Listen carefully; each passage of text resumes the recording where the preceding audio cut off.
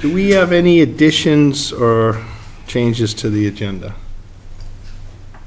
Well, I want to discuss something that just came up, which is why I've been delayed. Okay.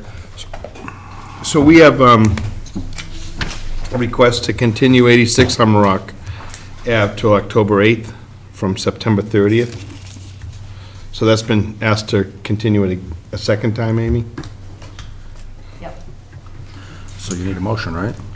Well, we'll work our way through them. Okay. So, I guess we can just start. So Zero Country Way, have we already opened that? Yes. And it's been continued again? Yeah, from the 19th. Yep. So, Zero Country Way is drainage basin, the applicant is Bradford Merritt, and they've requested a continuance to September 30th. I make a motion to continue Zero Country Way until September 30th at 6:25. The second, Second. all in favor? 86 Humrock Beach Road, the applicant requests a continuance till September 30th. What are we going on for September 30th right now? Didn't you just say it was October? Oh, and then they changed it again. Amy, is that right? Yes. So it's really, the application in here says the 30th, and then we get a second request for October 8th. October 8th. That's October. That'll be good, because So, yeah, because we have quite a few on the 30th, so I'll make a motion to continue Zero Country Way to, this is, I'm sorry, 86 86 Humrock Beach Road to 6:20 on 10/8, October 8th. Second. all in favor? Aye. Number 9, Bay Ridge. Is Jeff Hassett? No, actually, on 9 Bay Ridge, the only thing we were waiting for was a DEP file number, Oh, right. and the file number came in with no comments. So we were going to close that. And since I think you didn't have any questions really or comments about that one during the hearing process, we can make a motion to close it and also make a motion to issue it, and that'll allow the orders to go out sooner than the next meeting on September 30th. So anyone want to make that motion? Make a motion to close 9 Bay Ridge Road and to issue on 9 Bay Ridge Road. Second. All in favor? Aye. 20 Foxwell Lane. That has the same story, so Right. there's nobody from This is going to be the Morse here. fastest. Just waiting for the number, no comments came in. Okay.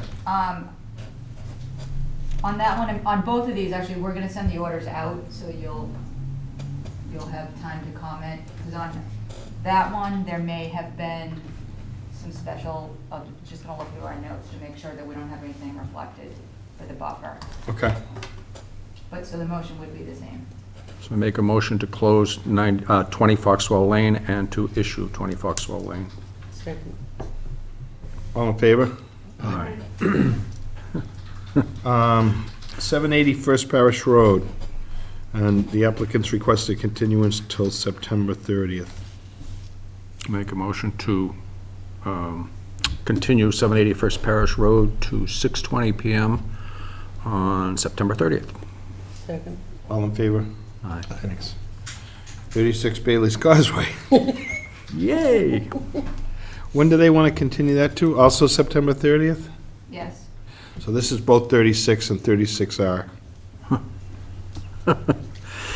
I make a motion to continue 36 Bailey's Causeway and 36R Bailey's Causeway to September 30th at 6:20 PM.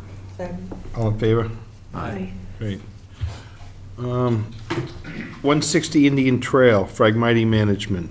The applicant is Marguerite Borden, representative. Is there a representative? Yes. Good evening. Good evening. Keith Gazelle, the Silvertooth Lake Management. Let me open this, Keith, all right?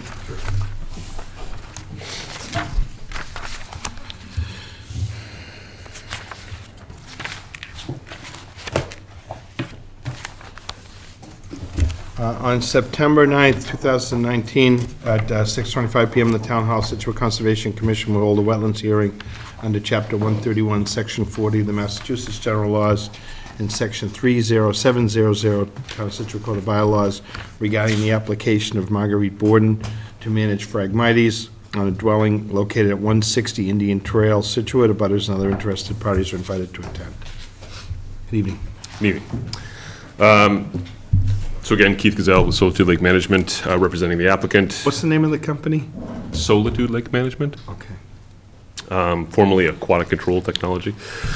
So essentially what we proposed, there's a small area of Phragmites at the adjacent salt marsh that abutting the property on 160 Indian Trail, and a small area as well on 154 Indian Trail and 3 Wood Island Road. So we proposed a aquatic herbicide application to essentially remove the Phragmites and allow the recolonization of native species within the area. We're proposing foliar herbicide application with products glyphosate. Trade name is Aquapro, and a product called Habitat, or active ingredient is imazapyr.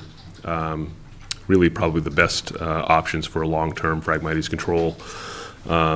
Has been used across the state successfully. And really through a series of applications annually, we intend to, again, selective for the Phragmites that allow native plants to recolonize the area.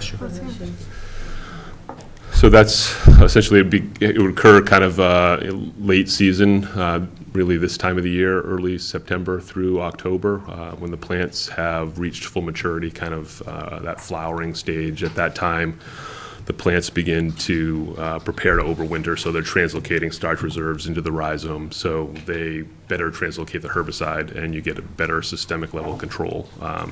So the herbicides are both systemic, so there will be limited regrowth of the plants each year. So by successive treatment, we can slowly reduce the amount of growth. Any questions? Doug? I don't know anything about any of those chemicals. I assume you're the professional and you know that that doesn't wash out and harm everything else, right? Nope, they're both registered for aquatic use. Yeah. Yep. So, yeah, that's my only question. About how many years, how many applications does it take to complete the job?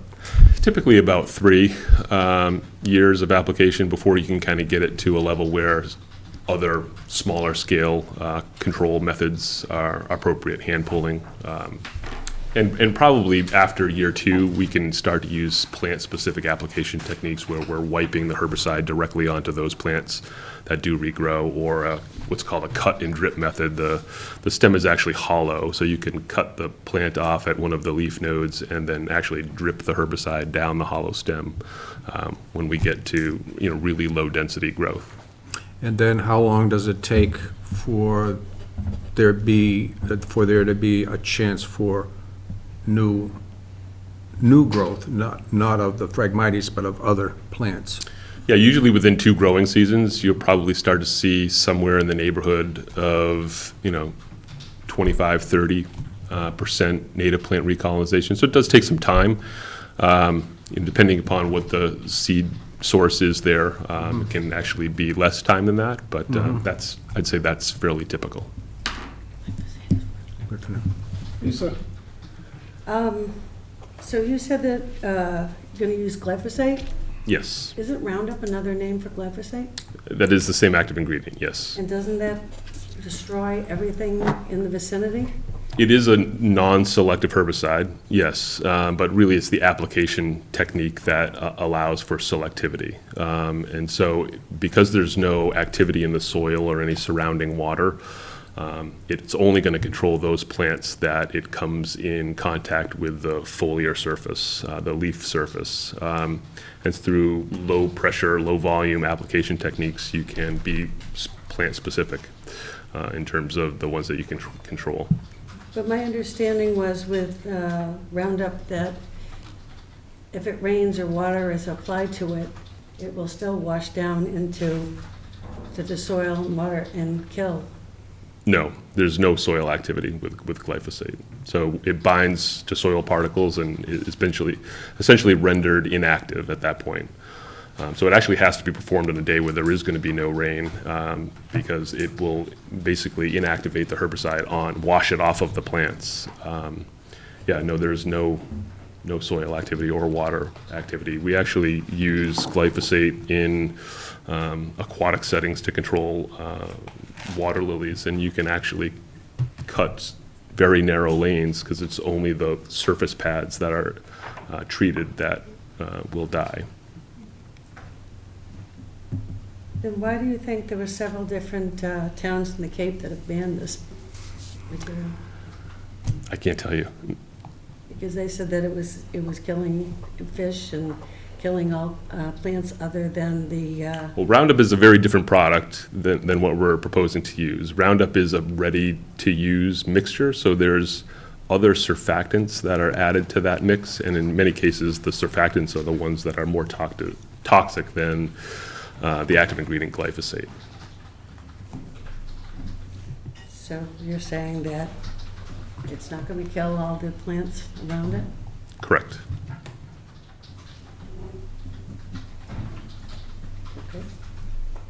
Jen? I'm good. Amy, anything you want to add to that? There were a few things that were administrative. One, I was looking for the proof of the publication in the Environmental Monitor, which is, Is that not included in there? and then deeds don't appear to be contained in the submittal. And then given Lisa's concerns, also, it might be helpful to have the MSDS for the product Okay. that you're proposing to use. I mean, all in all, it's a labor-intensive project. I think it's intended to be positive, so I think that we would look favorably on this project and want to issue orders on it. But so maybe some more information might be helpful. The DEP did not have any comments other than that we should condition that the applicator person needs to be licensed through WMO4. Yeah, so there's another permit process, a license to apply chemicals, in essence, that goes through the DEP Office of Watershed Management. So they'll evaluate the use of the herbicide and potential non-target impacts. So is that something you still have to file for? Yeah, so that comes after. So that'll just be part of our orders, Amy, that they have that? Yeah, that I can definitely condition. Keith, did you see where the environmental monitor? I didn't see it in here. I'll Okay, look that's for one that of the and get that to you. requirements. Yes, I'm sure it was, but.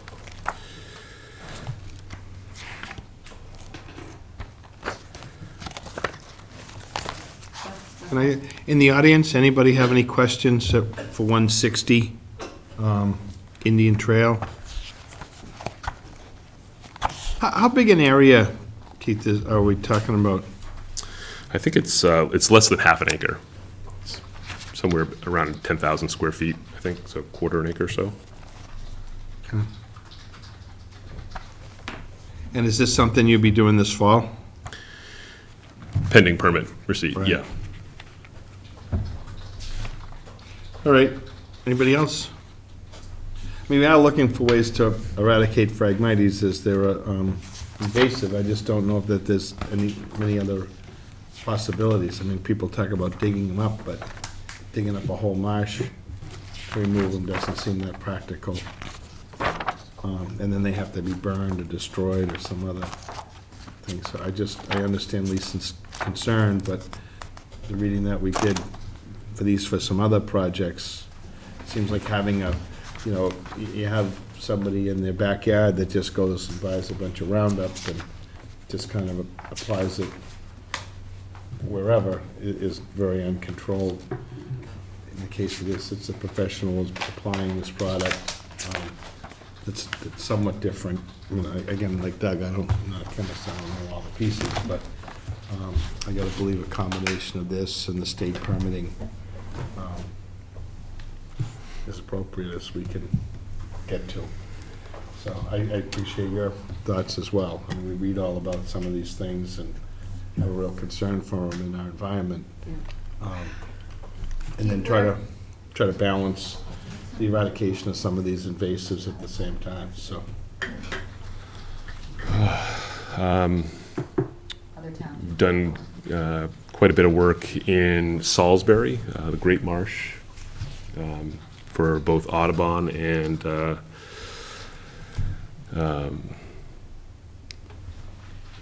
where else? Quite a bit of work in Rhode Island for NRCS. Did some work in Wareham for the Buzzards Bay Coalition, using pretty much the same techniques. So it's fairly common, and I can provide you more information. All right, So we need a motion to close? I think so. We'll So make- moved. Well, pending receipt of the information Sure. Yeah. that we just went through. Yep. Well, we could close unless we don't, I mean, then we can always deny it if we don't have that Right. information, so I'd say we can Make, close. make a motion to close with conditions, Yep. as stated. Second. All in favor? All right. Thank you. Great, thanks. All right. So we go on to RDA's 146 First Parish Road, a deck. Should I go down here? Oh, yeah. On September 9th, 2019, at the 6:15 meeting at Town Hall, Scituate Conservation Commission will act on the request of Doug Alberg. I didn't even look to see who was doing this. Scituate Wetlands Protection Act and the Scituate Wetlands bylaws. You can't come back up here and vote. The bylaw to install a wood deck with sonotubes, footings, property located at 146 First Parish Road, Scituate. Abutters and other interested parties are invited to attend. I forgot all paperwork. I hope you guys have a copy. Is this all the stuff that you've been sending me and asking me about? Yeah. I've seen it. Yeah. Yeah, so I have an existing deck on the side of the house. I'm gonna re-deck that and then put 2 more platforms down below that. It's all within the 100-foot buffer zone. Can you pull it up? I'm gonna try. Here, Yeah, or did you get a hard, there we go. do you want one? No, I He knows. He knows it. got it cemented. That'd be tough if you had to go home and tell your wife that you couldn't do it tonight because you didn't have all the paperwork.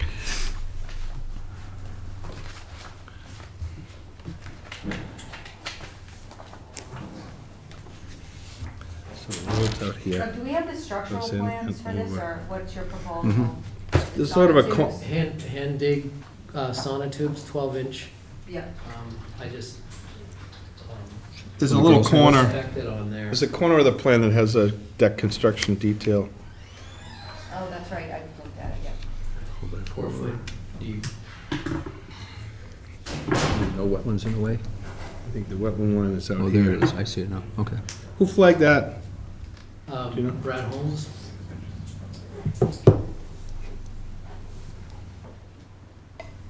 Doug was in front of us for shed a couple years ago. Right, that I never built. Still got time. Don't have to anymore. Put the new heating system in a closet in the house. It was the best thing. Neighbor came out when I was surveying it. Wanted to know what we were doing. He said, you need to come look at my heating system before you go through with that. Saved me about $6,000. It works, doesn't Lost it? the closet, but Yeah, it's awesome. that's what we have, It's yeah. awesome. A tankless heating system. I'm good. Lisa? Questions? Out of the 100? Jen? It's what? Out of the 100? Oh, it's not. I think it's, No, but it's converting lawn, existing lawn, to a deck on the other side of the house. I was saying it's not out of the 100. It's not, Right, yeah. correct, It's out it's of the within 50. buffer. Yeah. Oh, Yeah. I thought you just said it was out of the 100. No, I said it's all within the 100. Oh, I'm sorry, I Within the 100, but misunderstood. out of the 50. out of the 50, Yeah. All right. Okay. pretty much. I'm good. Okay. Amy? I think it's consistent with a negative Yeah. determination. Anybody in the audience? So there is a partial deck that's already there, right? There is, yes. Okay.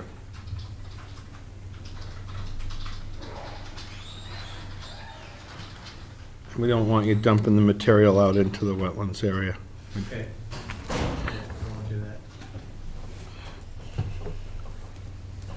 I think it's good. And nobody commenting? Okay, take a motion. Motion for what, -3? Second. All in favor? Aye. Good, thank you. Negative is good. I learned that. 180 Central Ave, move rocks, property across the street. Anybody here? So on September 9th, 2019, during the 6:15 meeting at Town Hall, Scituate Conservation Commission will act on the request of Robert Gracie for determination of applicability of the Massachusetts Wetlands Protection Act and the Scituate Wetlands Bylaws. Repair existing stone wall using existing stones on property located at, it's across from 180 Central Ave. Scituate abutters and other interested parties are invited to attend. Good evening, Mr. Gracie. I submitted a plan showing. Yeah, you know what? I hope you have, They got it, but I realized I just grabbed two of the Yeah. wrong folders off my desk, so. The Okay. ones I don't have, let me go grab it. Do you guys, I have, you have it? Yeah. Good. Okay. so it's about, it's a wall that's been there probably 80 to 100 years. And it's a retaining wall on that property. And it's been deteriorating. And it's only about 5 feet high.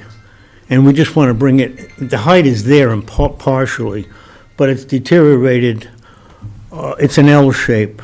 So we need to fix or patch the about 15 feet on one run and about 45 feet on the other run.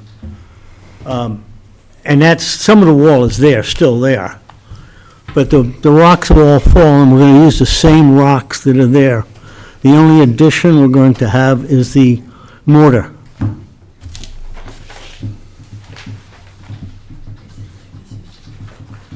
The site has historic value.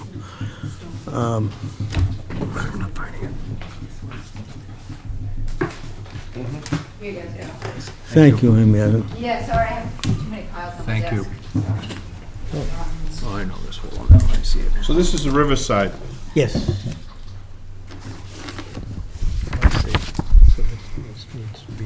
It has historic value in that it was a boatyard going back to the 20s, and it was also a hunting lodge, part of it.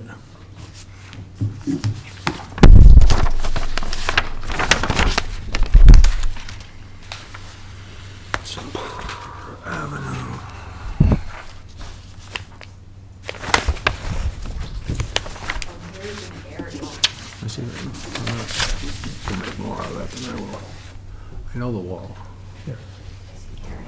yeah, I pulled it up. See where it's, see, that's, he wants to, Yeah. wants to get it all up like at a that height, I drawn believe. That's what he's map-ish. talking about, at that level.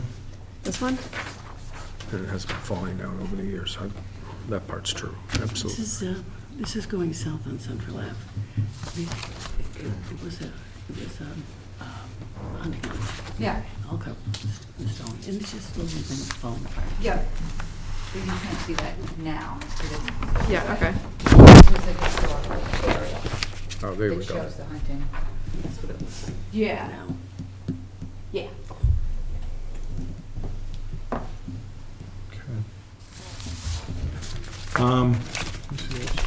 Doug? No, how does it get repaired? How much It's just with mortar, picking up the rocks that have fallen. manually or? Yeah, yeah. Really? Oh, Because wow. they're not, there are a few big ones at the base, but basically, they're going to be 40, 50 pound maybe. Okay, so there's not And they're going to even, be putting them on and mortaring them back just the way they were. oh, okay, I thought there would be at least some machinery in there. No, they've told me they do not need any heavy equipment there. Okay. Must be some pretty rugged guys. Yeah, I'm not gonna argue with them. All right, No, it's good, especially where he doesn't need machinery. Lisa? No, I don't have a problem with that. Jen? Nope, I would echo Richard's sentiments. Amy? I think that it's pretty straightforward. When I spoke to Bob about the project, yeah, manually putting the rocks, restacking what was there. Anybody in the audience?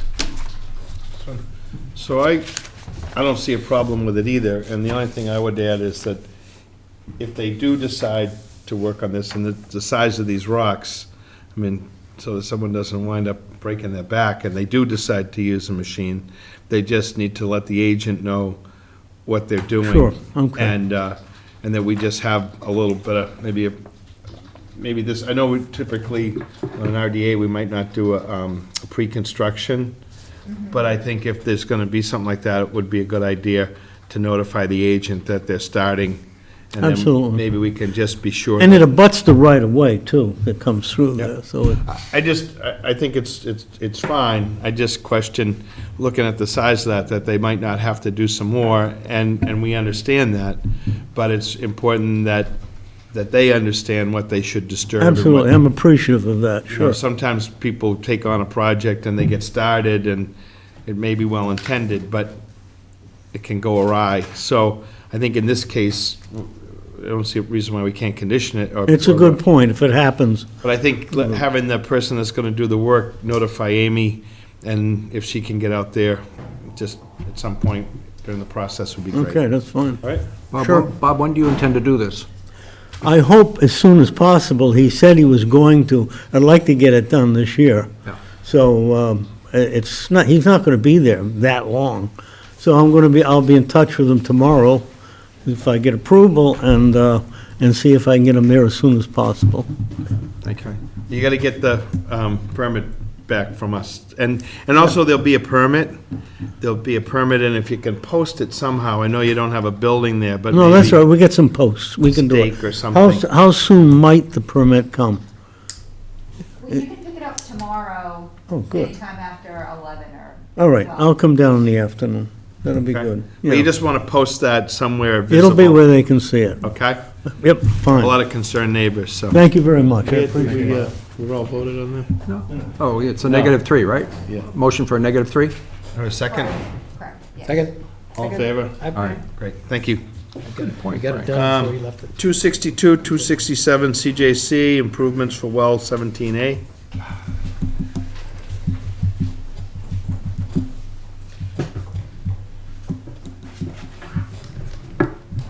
So on September 9th, 2019, at the 6:15 meeting at Town Hall, Situate Conservation Commission will act on the request of Situate DPW for determination of applicability Massachusetts Wetlands Protection Act and the Situate Wetlands Bylaws to install new 86 linear foot underground backwash residual line to connect the existing water transmission main to sewer manhole in the driveway of the Old Oak and Bucket Pond Water Treatment Plant on property located at 262, 276 Chief Justice Cushing Highway, Scituate. Abutters and other interested parties are invited to attend. Good evening. Good evening. My name is Ryan Pavlika. I'm with Ty and Bond, working with the DPW on this particular project. This project is in conjunction with the Well 17A water treatment plant that was previously approved by the Conservation Commission last month. Just going through the project particulars, pretty much the purpose of the project is to connect the existing water transmission main to the existing sewer system. Essentially, this water transmission main from 17A will be reutilized for backwash water for the new water treatment facility. Thanks for that. Didn't sound too good when, Yeah, so essentially, it's just going to be a repurposed line that will be, will take residual water after backwashes of the 3 filters at the plant, and that will be pumped through this transmission main and pretty much be tied in directly to the existing storage system that's a part of the Old Oaken Bucket water treatment plant. The project area is within bordering land subject to flooding, and within the 100-foot buffer zone to bordering vegetated wetlands and inland bank adjacent to Old Oaken Bucket Pond. It's about 86 linear feet of 8-inch diameter DI pipe that will be connected from the existing main to the sewer system. It's the entirety of the project is within current disturbed area within the wetland buffer zone. So we're not going into undisturbed area at this point. So that's the majority of the project. On a regulatory basis, the proposed work is considered an exempt buffer zone minor activity under 310 CMR 10.02 as installation of underground utilities. However, this activity was not afforded an exemption. Therefore, I'm here today to pretty much get authorization from the Conservation Commission to complete the project. Doug? No questions. Richard?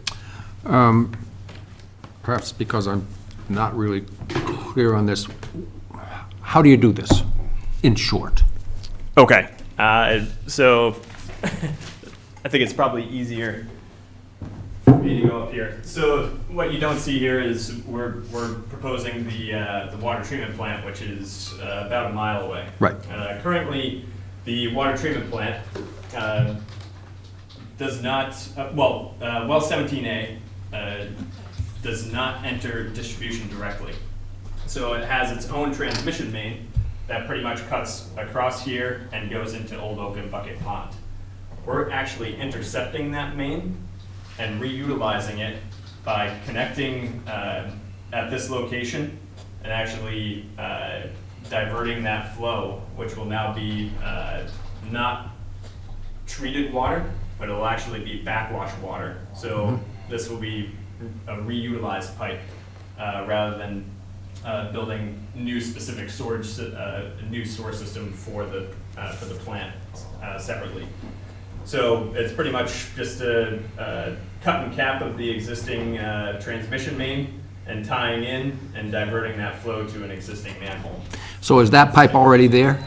Yes, so there's an existing pipe that's here, so we're just intercepting that and pretty much connecting it to the existing source system that's at the Old Oaken Bucket water treatment facility. So, that main, that 17A is the one that we had the hearings Yes. for the No, I treatment? understand that, yes. So, before this, they would pump They would water. pump directly to Old Oaken Bucket. It was high in manganese, so rather than put it in our system, they were pumping it and putting it into the pond, and then pumping it back out of the pond and treating And it. treating it at the surface water treatment plant.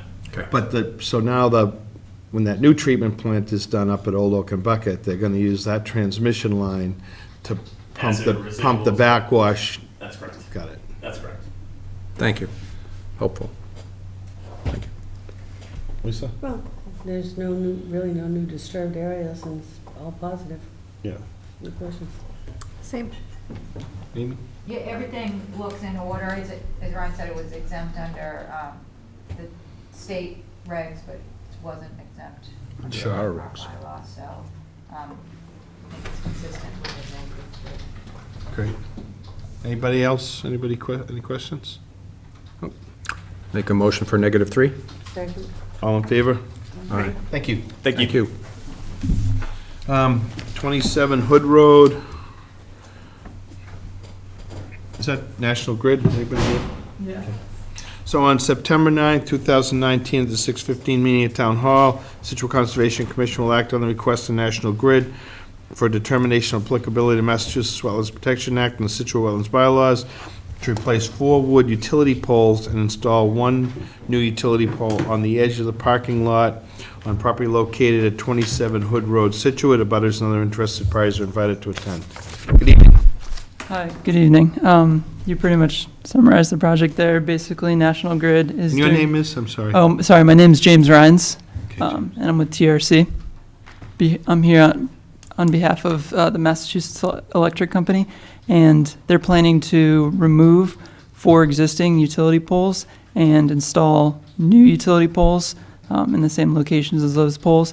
This is just routine maintenance that National Grid conducts, and it's exempt from the Massachusetts Wetland Protection Act, but it's not exempt under your wetland bylaw. So that's why we filed this RDA. Doug? No. Richard? Probably because I'm just not as smart as some other people. So are these poles the same size as the ones you're replacing?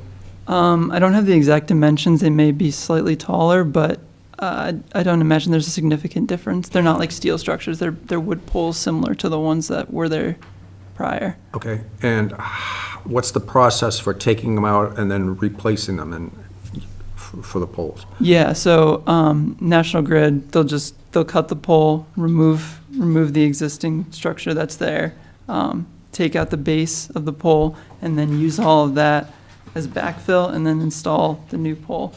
So it's a pretty small project. There's not a lot of soil disturbance, and they'll do most of the work from the parking lot that's adjacent to the right of way there. So there won't be really much disturbance at all. I'm good. Lisa? No questions. Tim? I might have missed it, if so, I'm sorry. How long does it take? Is this just like a day, or people expect to see this for a week or so in the area? Yeah, so they estimate about 1 pole per day. Okay. So about 4 4 days approximately. Okay. Amy? I really don't have much to say. I mean, with National Grid, they've got strict BMPs that they use for all their projects, so I think that this is also consistent with a negative finding. Okay, anybody in the audience for this one? You didn't draw a crowd. Okay, take a motion. Motion for -3? Second. All in favor? Aye. Thank you very much. And thank you. Have a good evening. You too. So RDA for 86 Scituate Ave, after-the-fact parking area. Is this Scituate Beach Association? Scituate Beach Association. On September 9th, 2019, during the 6:15 meeting at Town Hall, Conservation Commission will act on the request of the Scituate Beach Association for a determination of applicability to the Massachusetts Wetlands Protection Act and the Scituate Wetlands bylaws to maintain a parking area on property located across from 88 Scituate Ave. Scituate abutters and other interested parties are invited to attend. Good evening. Good evening. I am Pete Minnick. I'm the Building and Facilities Manager, I guess is the best way to put it, of the Beach Association currently. Paying job, huh? The money is just rolling in. Yeah, no good deed goes unrewarded, or whatever they say. Former president, that was enough, painful enough. Just as a little bit of background. And the guy beside you? Oh, I'm sorry. Adam Conrad, I'm the clerk of the SBA. Thank you. Yep. And for full disclosure, president this year. And you? John O'Connell. John. I was president last year, and I'm the ongoing for, until I can find some other sucker to take it, the facilities person.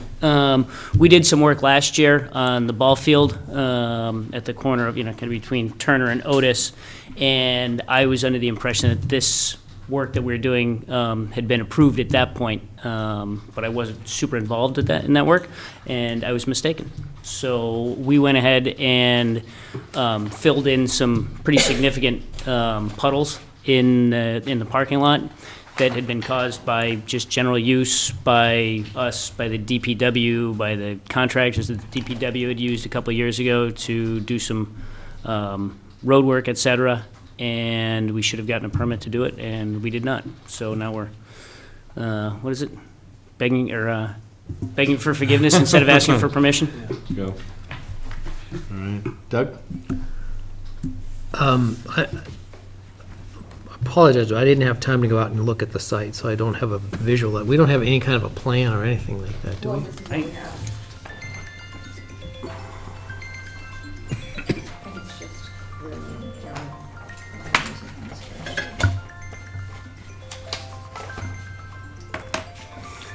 just, It's a little background music while we Yeah. wait. That's Amy's traveling music, so whenever she walks across the room, that plays. You know. So this is the parking lot. And Yeah. you just filled in some. Yeah, These trailers are still there, but this was empty when I went by today. Okay. And you've got Phragmites in the back. Have I got that right? I just learned about Phragmites 20 minutes ago. I'm going to go with yes, but I we suppose. would call them reeds, I guess, in our neighborhood. What we do, ma'am, is we'll let these guys speak, and then we'll ask for comment after they have a chance to present. Okay. They present, commission members ask some questions, we'll go to the audience, okay? Okay, yeah, and I'm sure we'll get to the letter that was involved in this. So, yeah, I mean, I guess it would call them Phragmites. Back in the day, they used to burn that whole area. I don't think that's been done in quite some time. Yeah, all right, thanks. So the areas that were, if you're looking at that picture, the areas that were filled in were kind of in front of the boat trailers, where you see that kind of dotted line that goes across the parking lot. There was a big depression there, and then probably about halfway between there and where it says SBA parking lot, there was another depression that we filled in, and it was just festering water. Thanks. So I guess my question is that it? Is Yeah, that I mean- all you're proposing to do? That's it. So you're done? We're done. This is a permit after the fact, I guess. So we did the work. We had a landscaper come in, spread some crushed stone to fill in the holes, and we're done. So the area as it is, with the rocks going across from back to front, maybe as I would look at it from Otis, that they're staying, they're not moving? No. Okay. The rocks, there's a couple larger rocks around that kind of delineate a little bit. I thought I saw 6 or 7 big rocks from back to front, Otis going back to the overgrowth. Towards the marsh area there? Yes, Yeah. yes. No, those are There's no staying. change there? No. There's no other enlargement of the No. parking lot? No, the only thing, that, going forward now, we would intend to kind of keep that line cut back, kind of where you see those cars. We would like to continue to maintain that so that the brush doesn't continue to encroach on and take over the parking spots.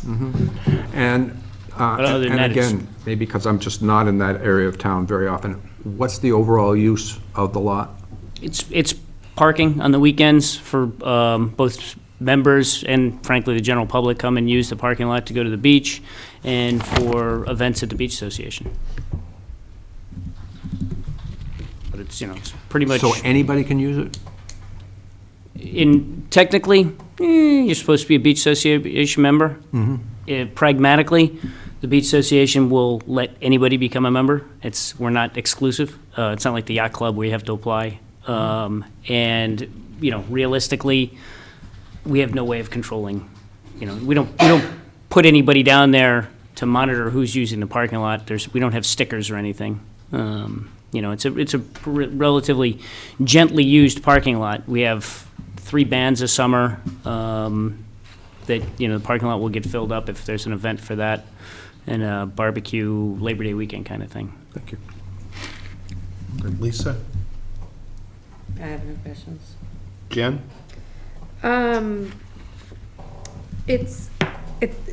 Given its proximity to the marsh, I feel like normally we would see like a more formalized plan that would delineate like the buffer zone, and I know some of this work is actually, maybe already done, but just for the sake of, You don't like my Photoshop work? it's beautiful. It's really quite sparkly, but I feel like we might my words are failing me right now, but sometimes we get these, we have plans that, at the end of it where, what's it called? after the fact. Or no, but like when we are essentially like, documenting the conditions as built. There we go. I know the third time would be the charm. that might be something that might be helpful in this instance, so that we can establish what's there and how close you are to the buffer, given the sensitivity of that environment.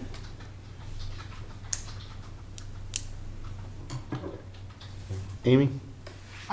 Sure, okay. So this came in as an after-the-fact filing, actually following complaints we received in the office about work going on there. So I was a little bit surprised, like Pete said, I think that there was maybe some confusion because the previous year I had had pretty in-depth conversations with a landscape company who wanted to improve this lot.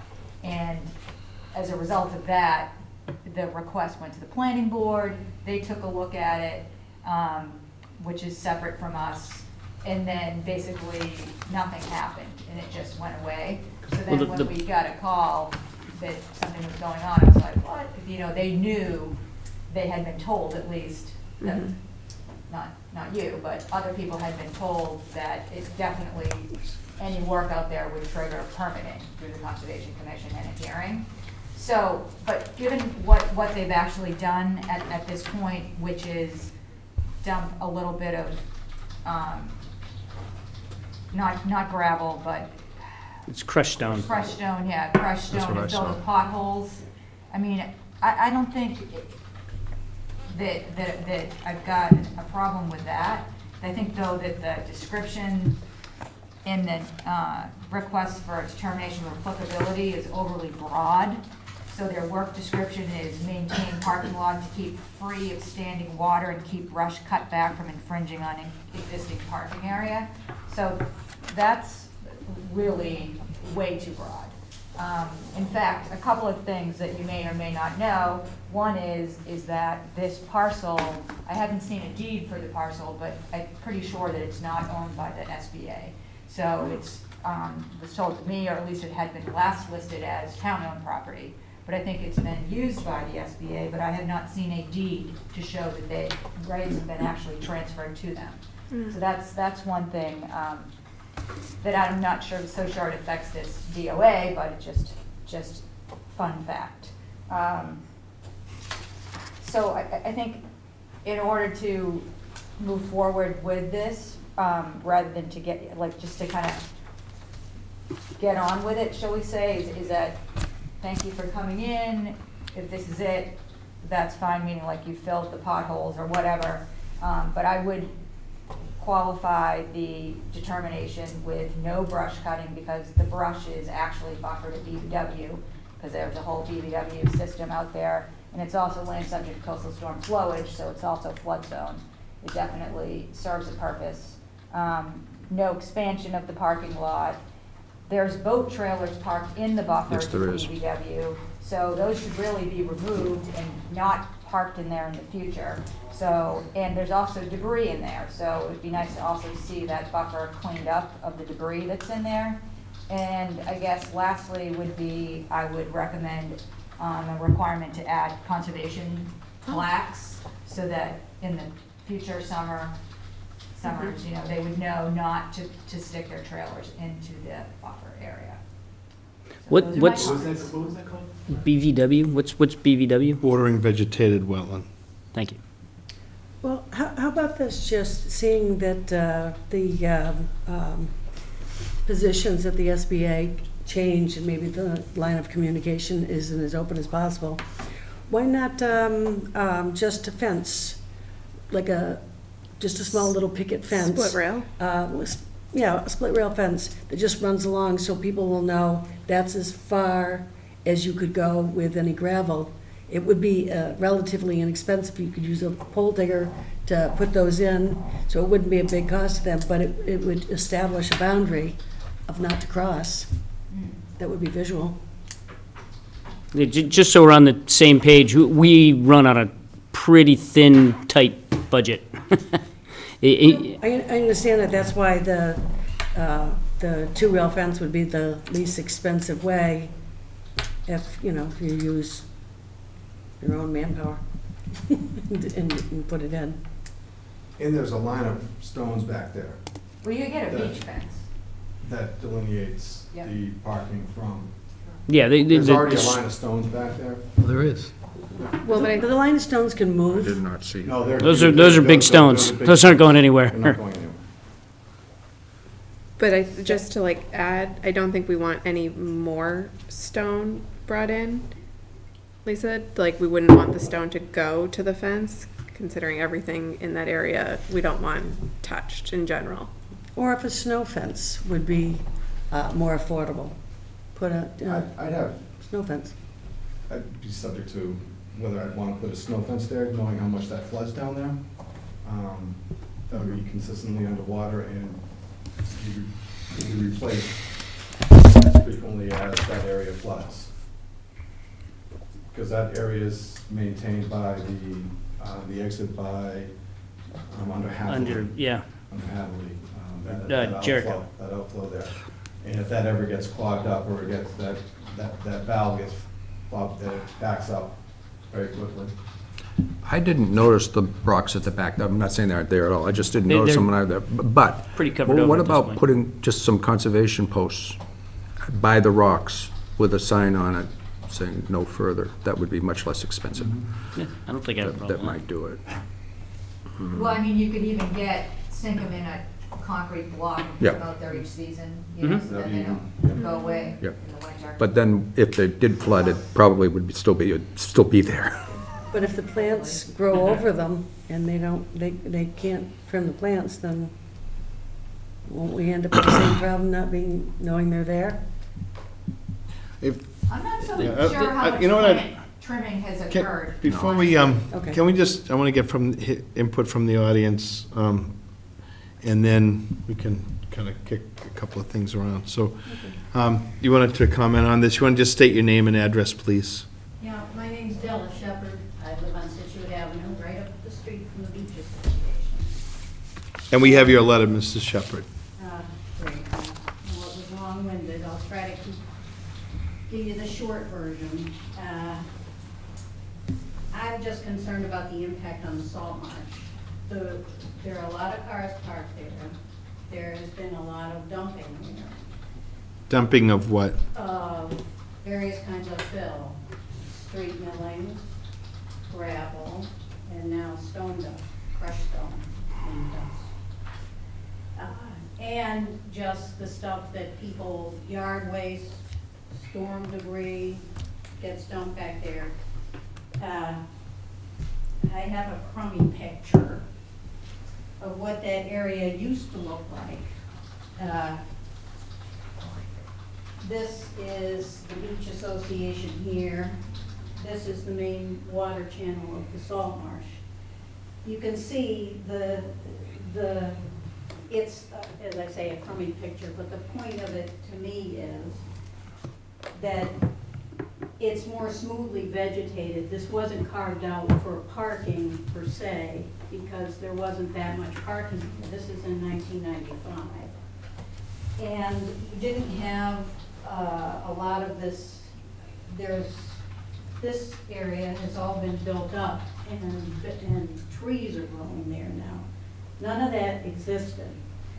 Now, and we had a big project to keep this marsh healthy that cost a lot of money, that was done in 2007. We being?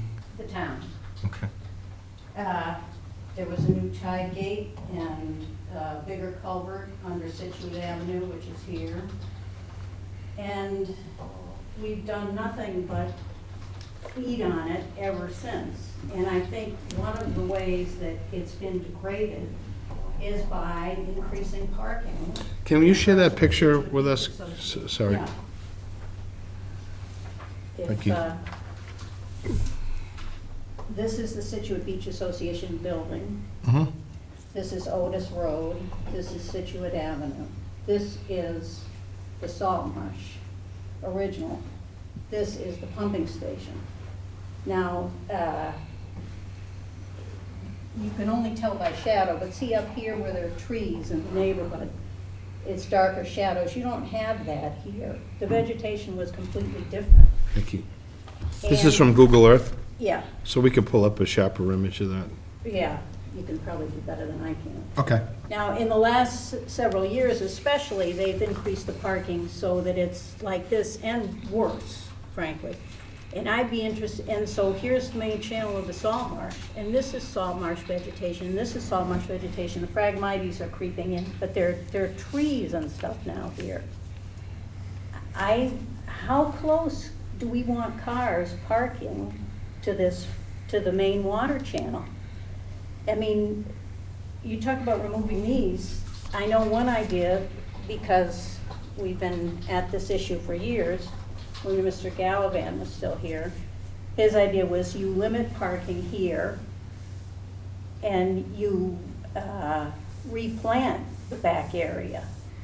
And maybe it even involves taking some fill out and restoring the vegetation. But that's a big project, but it seems that to protect the salt marsh, we shouldn't be parking cars this far back. I mean, this is like, at the most, 20 feet. Okay. And this whole area is sometimes under 5 feet or more of water in ferocious winter storms. Anything that spills out of a car or trash, it just all goes right into the marsh. There used to be killdeer type birds that tried to nest there, and they're out. I mean, you don't have the same bird life there anymore. You don't have the same vegetation. And it's not just them. All around this marsh, we've been putting pressure on it and changing it. But it's like we got to draw the line somewhere, and here we find a chance that they finally come to ask advice from people who know how to protect the salt marsh, and we have a chance to say, well, let's do this to protect it. Okay. So that's. Thank you. Thank you. Thank you. I appreciate your input. So, Can we see that picture? yeah, it's pretty grainy. I think we could pull up a better picture. Frank. Oh, yes, sir. Yeah, I'm just Steve Shepherd, Scituate Avenue, my husband. I'm Just her curious, husband? and I hadn't heard until tonight that there's a question of who owns it, whether it's town-owned land or whether it's owned by the Beach Association. Shouldn't, I mean, if it turns out it's town-owned land, Should town there be even it? be parking? I mean, who do you put the conditions on? So the hearing for this evening is that the Beach Association filed an after-the-fact filing to do maintenance to the parking lot, and their contention is that pretty much they spread. Do you guys have any idea how many yards of material you put there? I can tell you in a second. Hold on, I think I get these. So for this evening, for this hearing, this is about them doing maintenance to this lot. And Amy brought this up tonight as an issue of ownership. So, and I'm not really sure what that means for us. I mean, the town, I don't believe this marsh is, I have to take a look and see whether any of this is under there's conservation restrictions because it's in a resource area. There's parts of land that are in Scituate that are under care and custody of the Conservation Commission. I'm not sure this part. This is not one of them. Okay, so then it falls back to the town ownership if it's truly the town, and maybe there's some question about that. There's probably also past history of use, and I'm not a lawyer, so I'm not gonna get in. Shouldn't that be determined before conditions are placed on anybody who owns it? So again, what they asked for, they came to us and said, we should have gotten permission to do this ahead of time, okay? But I'm sorry, do you have? Yeah, it's 12 yards of crushed. So they essentially got 12 yards, which is a medium-sized dump truck, maybe a small 10-wheel dump truck, but it's not a significant amount of material in that area. When I say that, it's in a floodplain area. We also have concerns about people filling in a floodplain area, but that amount of material actually has like very little impact on any compensatory storage or anything like that. So it's something that we allow maintenance to happen in different places. So I think the hearing for this evening is about us saying, hey, you did this, you were supposed to get to us on this, and I think we're trying to follow up with a little bit more than that. The request of possibly delineating where the parking's going with some sort of measure so that the parking doesn't continue to expand, because oftentimes that's what's happens, people, it happens in the town's paving, the next thing you know, the road's gone from 20 feet to 25 feet, and these sort of things happen, sometimes out of necessity with equipment and whatnot. In this case, I realize there's other issues going on with the amount of activity at the Beach Association, but that's not our purview. No, that doesn't have anything to do with it. Okay, so what we want to look at, and I think it's been brought up by some of the members, is there is a way to ensure that this doesn't continue to expand, and then, excuse me, so recently the town's come to the Conservation Commission to improve beach parking lots in general. We have beach parking lots in several locations, and the town's been trying to improve those. A lot of them are paved. They were built over the years. There wasn't much planning done. They just sort of drained off into the marsh. And they've come to the commission and said, we want to repave these. And we're like, well, that's fine, but we want to see some improvements in the drainage. We don't want to see runoff going into the marsh anymore without some sort of treatment or control. So I think, that we could look at this and talk with the Beach Association and say, is there a way that collaboratively, possibly some work could be done to get to what you'd like to do? I mean, they're a big group. We've had work groups with Boy Scouts and other places where the marshes have been cleaned up. We did this over on 10th Ave. We've done it in some other areas that possibly we could work towards some sort of group effort to get some more things done here. I mean, you're hearing what the neighbors are saying. We know that this area is important.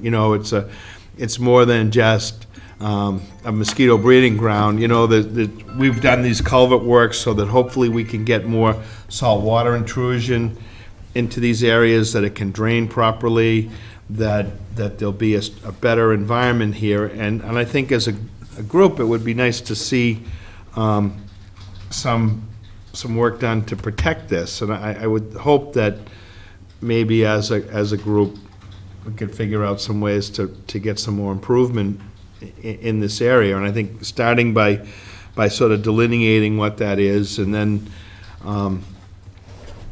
getting your group to maybe work with some neighborhood type group and say, how do we make this better?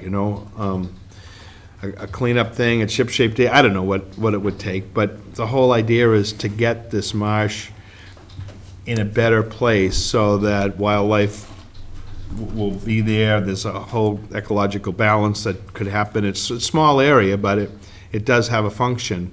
My backyard looks out on the marsh. I see it at low tide, I see it at high tide, I see it at super duper high tides when it's in my basement. So there's a lot of wildlife in there. We get it. We're just looking to do some maintenance, or we did the maintenance, Yep. and to kind of be in a position to maintain it going forward. I do think that delineating the perimeter of the parking lot in some form or fashion is a pretty good idea. Kind of for both sides. It tells the Beach Association where the parking lot is, and it would protect the marsh. And I don't think that has to be a survey, but it might be that either a member or two, or Amy or somebody, get with one of you guys, we drive some stakes. Yeah, we've talked to somebody about doing, not a survey, but I can't think of what it was called. Danny, he talked to him. Michael was the one that was gonna draw the plan. Some sort of sketch or something, but I think it would be good to get some, if we were conditioning a project right now and there was a buffer area, we would ask for these wetlands markers, and they're typically a 4x4, 6x6 pressure-treated post, sticks a few feet out of the ground, has a little marker on it, this is a resource area, don't go any further. And if these things are put like every 50 feet apart, you might need 6 of them or 7 of them out across the back of that. They'd be in there permanently, and that would really say this, don't go any further than this. Well, that sounds like an Eagle Scout project. Well, As the chairperson for the Boy Scouts, I might be able to. well, just don't take them away from one of our projects. We've got a lot of them coming up. That's good.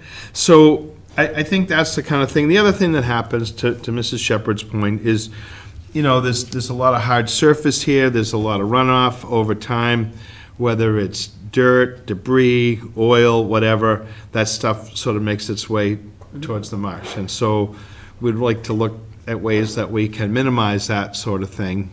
And I think that's what the commission would hope to get out of doing something like this. I'm sure there's historic use, and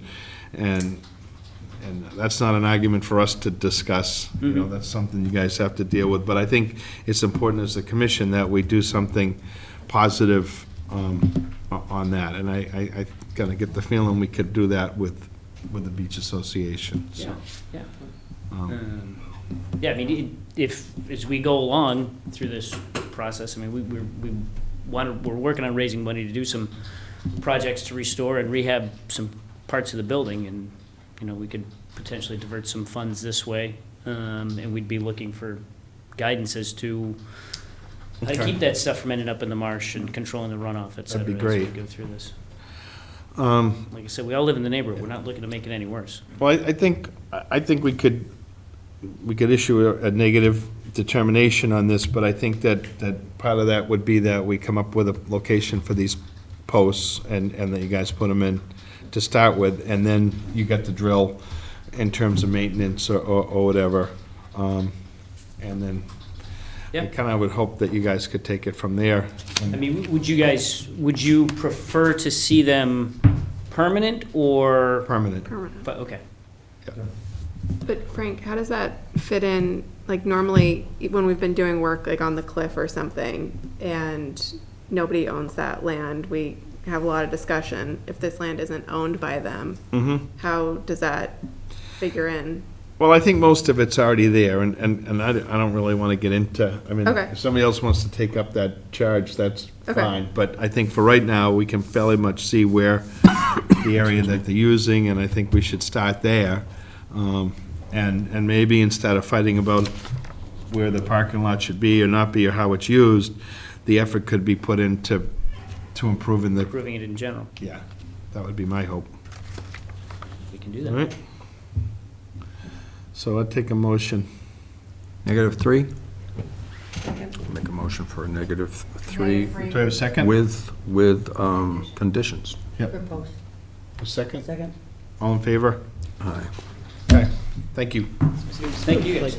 Permanent erosion control thing that you can put in on something like that? Does something have to be replenished year Some after year? plantings. I think when we do these posts, we can go out and talk with these guys, and we can take a look at that and see if there can't be some more vegetation or something. And Rosa rugosa. yeah, and I don't think that's the last that's going to happen here, so maybe that could be part of that. Would be my guess. You can see where it's probably been expanding over time. And then is it all right to ask you what? So what we did is we granted an after-the-fact permission. We're not going to tell them to go in and remove the stone that they placed there. Okay? That's already down and it's going to stay. What we want them to do is put posts up to mark the area of the existing parking. But we don't know yet where the area is that we're marking, what We, the boundaries. we know, we can see, what I'm saying is, they'll do that with our agent, all right? So we'll mark, someone will go out there and take a look. About the boundaries. That's correct. All right? Well, that's reassuring. We're trying to mark it so it doesn't get bigger. But I think that, Well, there's not just this year's bill, but there's previous year's bill, and also, you mentioned that 12 cubic yards isn't that much, but what it filled was a seasonal pool on that property. And so, we used to, I mean, it's been there for years seasonally, we used, when our kids were little, so this is in the 80s, we brought them down there looking at tadpoles and creatures that were growing in that pool or trying to grow before the pool evaporated. So that has just been totally filled. Okay. And so anyway, We're- I'm worried about the boundaries is what it comes down to. Right. To protect any kind of wetland there. Mhm. And it's not just the floodplain that's the issue, it's the salt marsh and seasonal wetland. Right. So, Okay, well, I think at least to get started was marking out some of these boundaries and then looking to see what we can do to continue to improve this marsh. Would, yeah. Well, I guess it's just, their landscape crew also told me that they intend to put more fill in there, which they said they weren't doing tonight. So I guess my question is, how do we keep an eye on this situation? Is there any need for them to report back or? if they want to do any more work, they have to come and hopefully they understand that. And it is sometimes an issue because they have rollover in leadership or whatever. Right. We've made it clear, I mean, sadly, this isn't the only place that we have to do repetitive I know. pieces like that, but if we can start by getting some markers set and say, okay, now we Nothing behind here. don't have anything going on behind here. When we're out there, I'll try to go with Amy, we'll take a look, we'll see if there's other improvements that we can encourage them to make, or do some plantings. I've volunteered to do it with them before. Sure. But, Okay, and thank you. well, thank you very much, and Thanks I for coming in. appreciate you bringing this to our attention, so, Yes, thank you. okay? Hey. Good night. Good night. What else do we have on our, We have, how about an agent's report or something? she has something she wanted to bring up. Yeah, I do. So Frank, if you look at the text that I just sent you, That looked like a whale. and it was, Whereabouts? Newell Street, the end of Newell. Really? Rock, Yes, today. Today, What? Really? yes, Is there more? Is it dead on the beach? dead whale. Okay, there we go. Really? I'm like, what about it? I'm like, Yeah, no, it's not living anymore. okay, So good. the question is how. I think if you and where like to tap the dispose thing, of you it. can expand it. Yeah. The scientists from the aquarium Oh. have, what was told to me from Kevin was that the scientists from the aquarium said, just dig a hole next to where it is and bury it. Okay. But I believe that, We'd again, have to that dig a may deep be hole a to little get- overly broad statement, because after I saw the picture, it's clearly in the tidal zone. Oh, In yeah. the water. Oh, so- yeah. So, I mean, I think maybe it needs, I'm gonna try to get some advice from Duxbury and Marshfield, who've had whales, and they've disposed of them on the beach. So I agree that that's the way to go. And Okay. soon. And we can give them an emergency certification to do that. Sure. It's gonna happen tomorrow morning. Yeah. So it's a piece that's moving, the excavator will be out there, in the morning, and hopefully I'll hear back with some guidance, but I mean, it's So you're probably you're a lot actually of common suggesting that sense. it should really be pulled further onshore and as opposed to doing Well, I don't know the... how you're gonna dig a hole with the. No, you water coming can't. in, you know? It arrived, or it was noticed about, what, 2 o'clock, 3 o'clock, something like that? Yeah, And so that meant that the tide was almost out. right, so the tide tomorrow, So it could actually move by Well, You came 2 days earlier, it would have been Yeah. exciting, yeah? it's high tomorrow at 9:44, Right. so. So it might swim in a little more, be pushed Yeah, in a so little if more. it gets pushed in a little bit more, and they can roll it up. It won't swim in, but it might come in. Doesn't, if they get it out to sea, doesn't it just go south? I mean, it's almost out of Scituate. Well, Kevin said it came from Duxbury, 'cause I'm like, I think It I'm probably gonna call did. I think it's been Duxbury. flowing north Like, because of the it's a wind. bear whale. All right, Yeah, but I mean, okay. wow. I mean, that might, you know, You know, I think they It's a should, I mean, I remember public that safety same thing, thing so- happened in Man Hill years ago and they buried the thing. yeah. How are they going to access the beach? I'm not sure. So all of those things will be reviewed with DPW. Just don't go over a dune. I'm gonna say they're probably gonna come in the the closest public access point. Which would they be can get to. probably up your way, Lisa. Marshfield Ave? Marshfield Ave has a fence there. I mean, it's a low one, but it's slightly, oh, yeah, you can. C Street, you mean C Street, Marshfield Ave, yes, you're right. Yeah, over the public beach. Yes, that's right. Okay.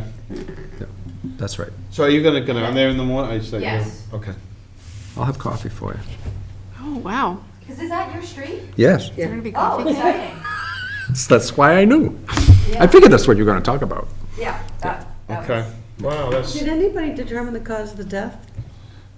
not that I'm aware of. Because a lot of times, like when we've had washed up seals and other animals, the oceanographic wants to come out to determine the. Which they have. Okay, they did. Yeah, they were there this The afternoon. different groups came out, they did whatever analysis they wanted to do, and Yeah. they said, bury it. Yeah. Okay. So, and I, It was a golf ball. yeah.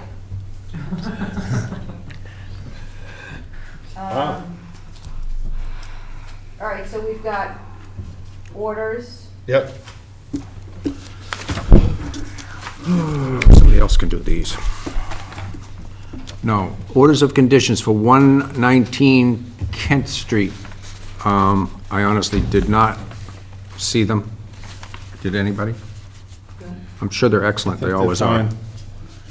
So I'll make a motion to approve OOC for 119 Kent Street.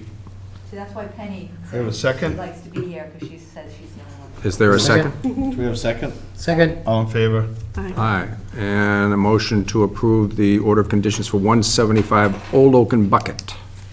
Second. All in favor? Aye. That's all I have on those. So Frank and Penny went to the waterways meeting the other night to talk about, the marina Yeah, building And on they- Edward Foster Road. yeah. And they, we had some back and forth about the orders that were placed on that project. And I think, Amy, it would be good if you and I had a chance at some point to take a look at the plans that were approved. Penny went out there for another type of meeting, was kind of discouraged that everything had been sort of overgrown and that some of the mitigation that was required at the time of that project wasn't being kept up.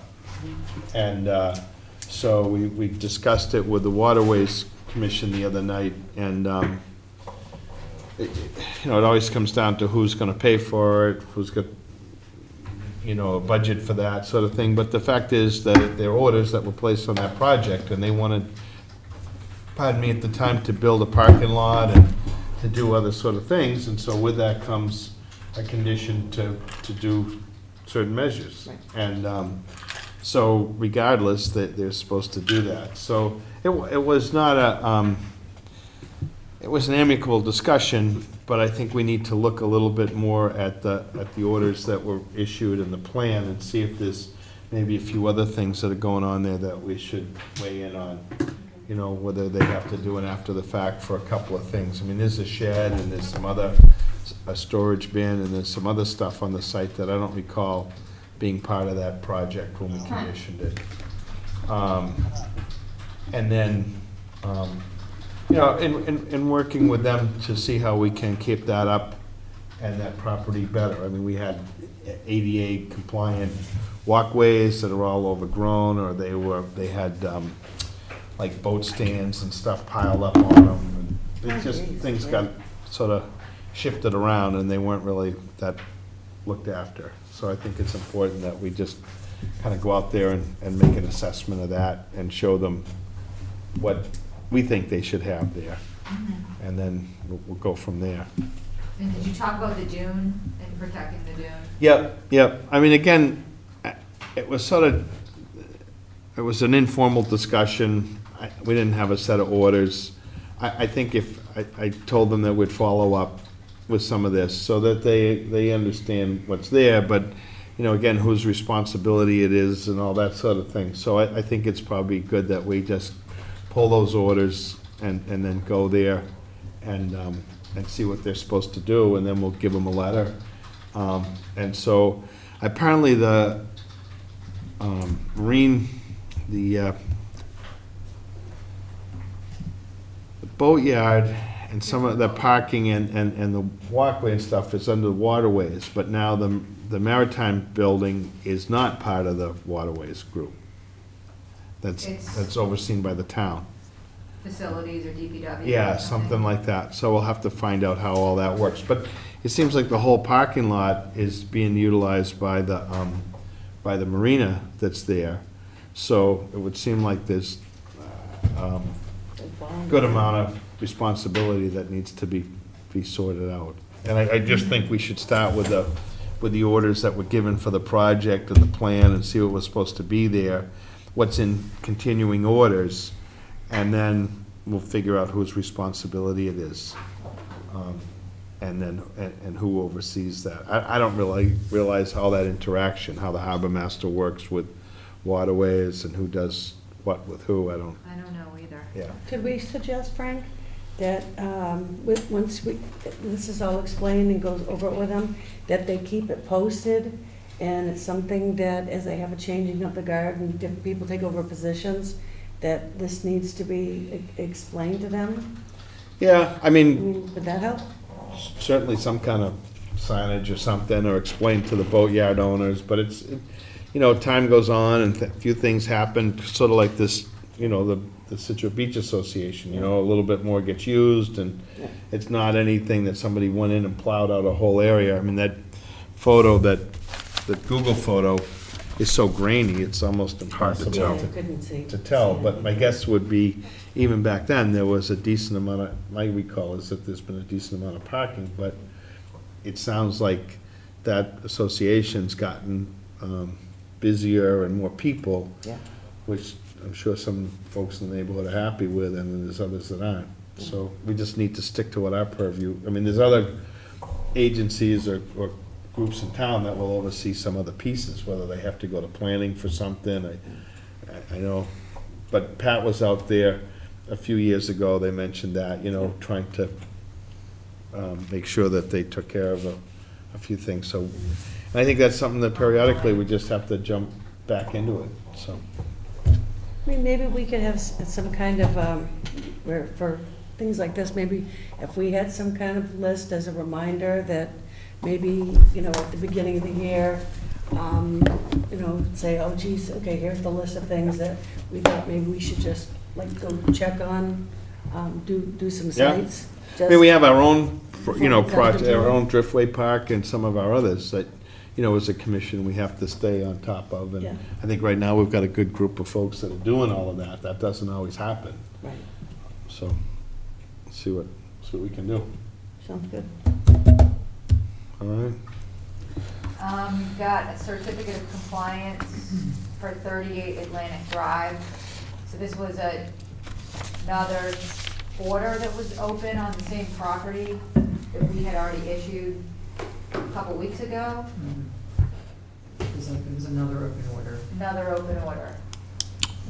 So what do we? It's the Cotes site, that the one that is along Central, and they had a septic put in, and they were supposed to plant grass, not park on there, and they didn't plant the grass, and they park on both sides, the Atlantic side and the Central side. But it's a new owner, the Cotes sold it. Correct, but they did actually plant the grass. So they planted it twice, actually, with Brad Holmes. And submitted documentation that they planted it out twice. But I agree, I brought that up last time. Even though they say they're not parking on it, I believe that somebody's parking out there. Well, what they did is they dug it up. They raked it up and then created parking and then put stones and lights, Great. Well, we're gonna issue the certificate of compliance to get that one done. There's still an open order for that house going up above floodplain. Amy, do you know if any construction started on that Zero Country Way, the project off of Country Way that you mentioned to me before, that is an NOI? Has worked for them? No. Yeah.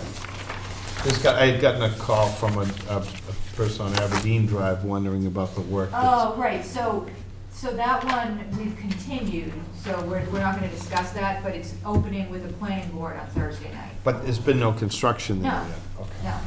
Nope. Okay. No,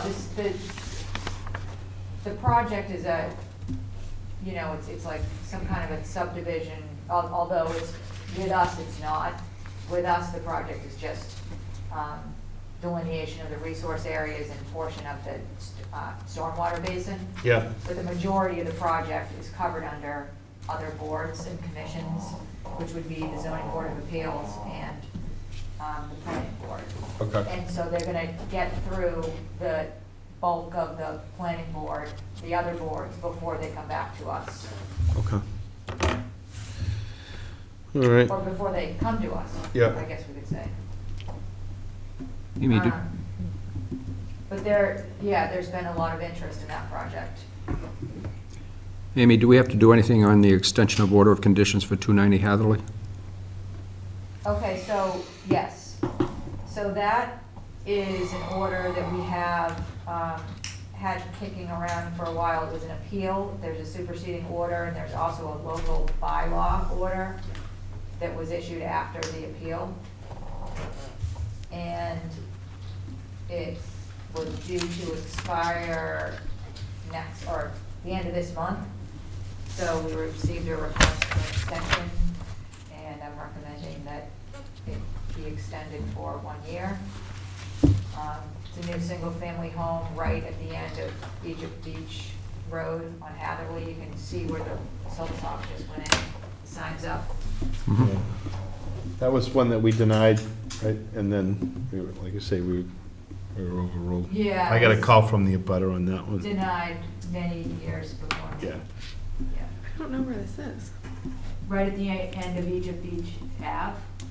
This was a lot that Bjorklund brought before us, and we had some, it's right on the salt marsh, but Is this where there's been Or like salt some pond. weird burning at the edge? I don't think so. No, No. but the salt sock is in. Got it. And there's a little bit of a clearing, and they got the erosion control in there, and, Oh, yeah. It looks Signs up. weird. yeah, There's not a lot of room there. yeah. It's just hard to believe that a house could go in there. It's a postage stamp Yeah. lot, which I think the zoning's what, 10,000 square feet there? It's, it's disappointing. I mean, people look at us and say, geez, why doesn't the commission control It's not up some of to these us. things? And this is a case where the commission really felt like a house didn't belong there. And we denied the project, but we lost out. DPW superseded. Mhm. And it was Patrick was the agent. So Yes. it was sometime after, between 12 and 17. Right.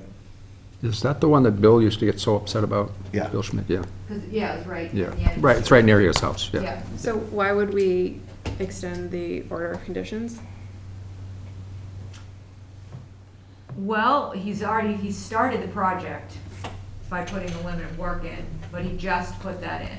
I think given that it was, I'm just asking. I think given that it was appealed, And we lost. there's really not much And else. this is just the local order, so if you didn't extend the local order, it would put it back to Superior Court.